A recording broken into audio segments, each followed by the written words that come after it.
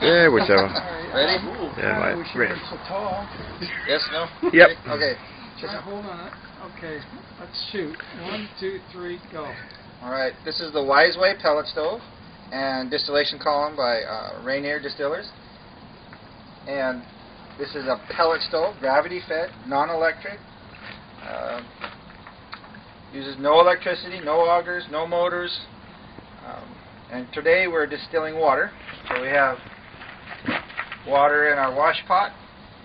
The water flows down into the bottom, into the heat exchangers of the Wise Way pellet stove in the back, comes through, flows back down to this one. It's heated up continuously into steam. So we have steam coming into the column.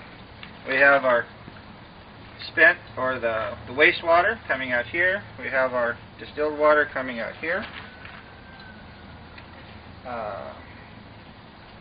The stove is EPA certified, UL tested, to be used in your home, to be used off the grid, any location, as long as you have access to pellet fuel.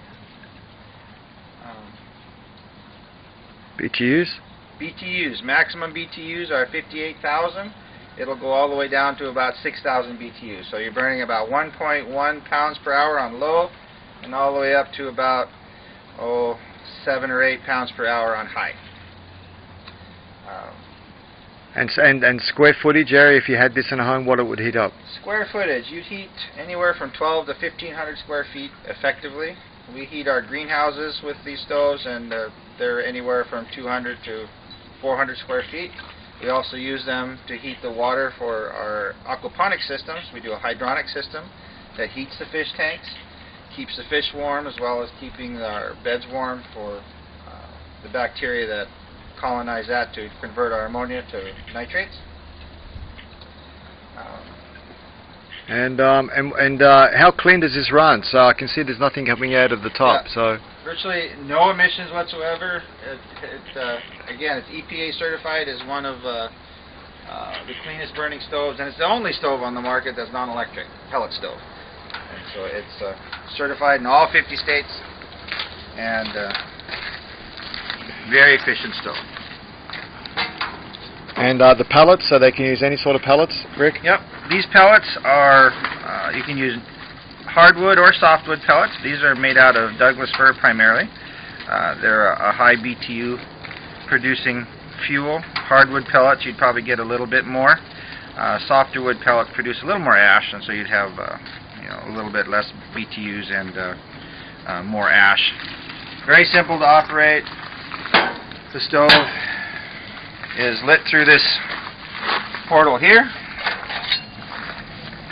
and you can actually see it burning in there.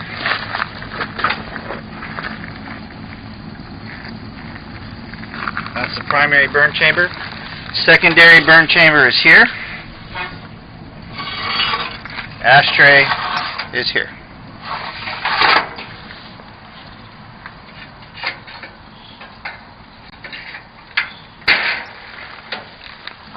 You want to tell them about your Oh yes, and then we'll go to the 2-inch still. So basically, as Rick was talking before, so we're utilizing the BTUs of the unit, and as you can see, the 2-inch Alchemist here is just fitted to the water jacket coming in here. As you can see, we've got our spent flow he's just talking about.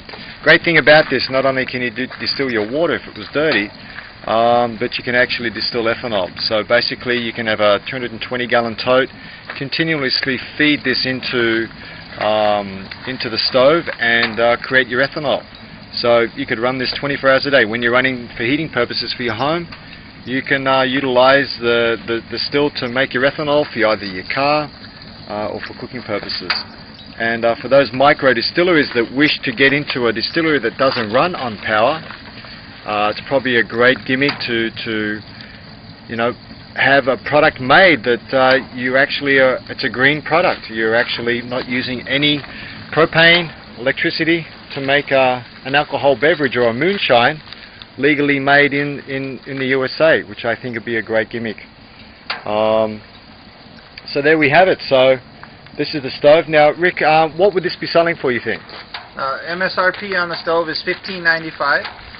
The distillation column, we're still working on cost, but that'll be anywhere from $700 to $800. And there are several options. Obviously, the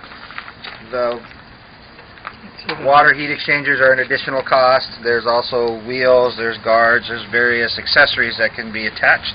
Those you can find on my website at zephyrgreenhousesystems.com, and you can also reach me through my website there at zephyr_systems@yahoo.com, and my number is 253-732-8458 if you'd like to talk about it sometime. Okay, and what about cooking as well, Rick? So you were talking about cooking food on this as well, and we are going to have some attachments eventually that we'll be able to put possibly a Dutch oven, a warming plate, so it'll give the owner the ability to actually heat food and actually possibly bake. Great. Okay, thanks, mate. Cheers. That's great.